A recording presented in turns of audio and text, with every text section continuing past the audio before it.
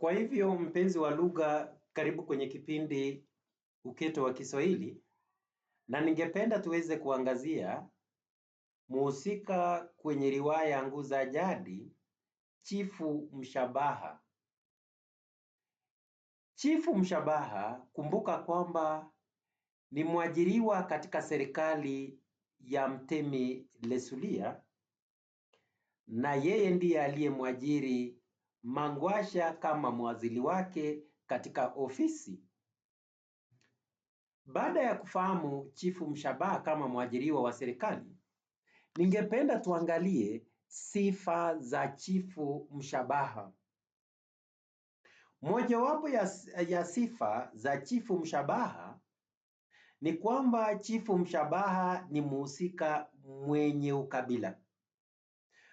Tunaona kwamba madhila anayopitia Mangwasha kazini chini ya uongozi wake yanatokana na ukabila. Chifu anatoka katika jamii ya Wakule, ilhali Mangwasha ni Mketwa. Chifu anamwambia Mangwasha kuwa Waketwa ni watu wasio na akili hata ya kuchagua wachumba. Mnabaki nyuma kama makoti. Kuonyesha hii inadhihirisha chuki yake dhidi ya watu wa jamii ya Waketwa. Afisi yake inapokuwa pahali pa kupanga njama ya kuwachochea, afisi yake inakuwa pahali pa kupanga njama za kuwachochea wenyeji wa Matango, kuwachomea wenyeji wa Matango nyumba zao, pamoja na kuwaonga watu kama vile Mrima ili waweze kumfanyia Mtemi Lesulia kampeni.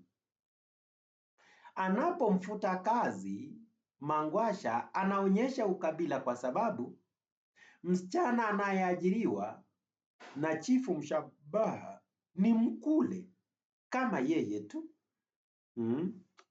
Kama yeye tu. Katika afisi yake ameajiri wafanyikazi, na wengi wa wale wafanyikazi ambao wameajiriwa katika ofisi yake ni Wakule. Chifu Mshabaha pia tunaweza tukasema kwamba ni fisadi. Tunaona kwamba anapokea hongo baada ya kujishughulisha katika harakati za kuwapokonya wenyeji wa Matango ardhi yao ili wakabidhiwe na Nzia na nani? Na Nzia na Mbuashu.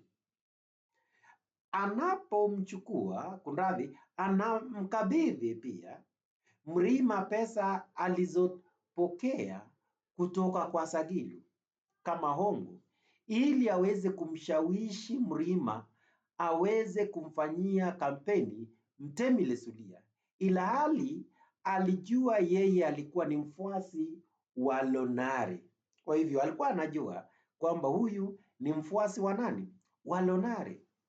Tunaona pia kwamba anapomchukua msichana kutoka katika jamii yake na kufanya kazi katika afisi yake badala ya Mangwasha, ni kielelezo cha ufisadi. Hakukuwa na makosa yoyote ya kumfuta Mangwasha katika kazi, ila tu ni vile alitaka kumuondoa pale ili asiweze kubaini maovu aliyokuwa akifanya kwa niaba ya serikali ya Mtemi nani? Kwa niaba ya serikali ya Mtemi Lesulia. Tunaweza tukasema pia kwamba ni katili, na ukatili wake unaonekana pale anaposhirikiana na Sagilu, Sihaba na wengine kuwapoka watu wa Matango ardhi yao. Na tunaona kwamba anamtendea Mangwasha uovu pale anapomfukuza kazi na kumleta msichana kumfanyia kazi badala yake. Kwa hivyo ni kama ni unyama aliyomtendea Mangwasha. Tunaona pia kwamba anamfedhehesha, kumhaibisha Mangwasha na kumwonyesha dharau, licha ya kwamba huyu alimfanyia kazi kwa utiifu na kwa heshima. Chifu Mshabaha pia ni mhusika msaliti. Anaisaliti jamii ya Waketwa na wote waishio Matangu kwa kushiriki katika njama za kuwaondoa katika makao yao, na tunaona mipango ya kuwaondoa ikitekelezwa ndani ama ikipangwa ndani ya afisi yake. Anamsaliti Mangwasha kwa vile alipokea bahasha ya pesa kutoka kwa Sagilu na kumpelekea Mrima kama hongo ili amfanyie Mtemi Lesulia kampeni kinyume na matakwa ya Waketwa wenzake. Nadhani tunaelewa. Pia kule kumleta msichana mwingine kinyemela ili amfanyie kazi badala ya Mangwasha ni ishara ya kumsaliti Mangwasha aliyekuwa mhazili wake kwa muda mrefu. Ni mwenye dharau pia.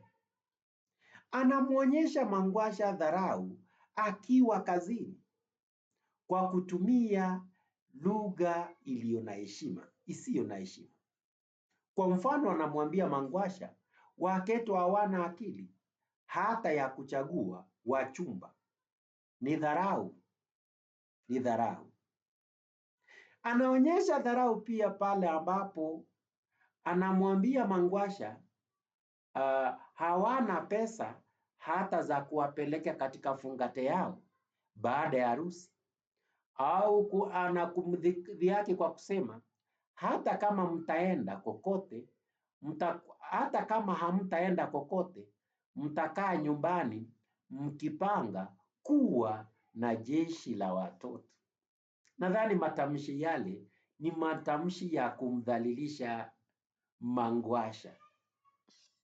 Baada ya kuwatembelea watu waliochomewa nyumba zao pale kanisani walipojisitiri, alitamka maneno ya dharau yaliyowasha moto wa ghadhabu.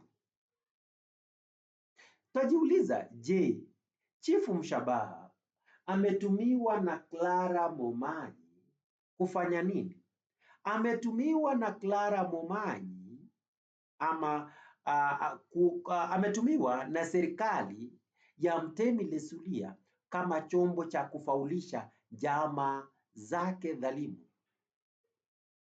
Pia tunaona kwamba ametumiwa kama kiungo cha kuendeleza ufisadi katika serikali, na pia ametumiwa kuonyesha jinsi ukabila unavyoendelezwa serikalini.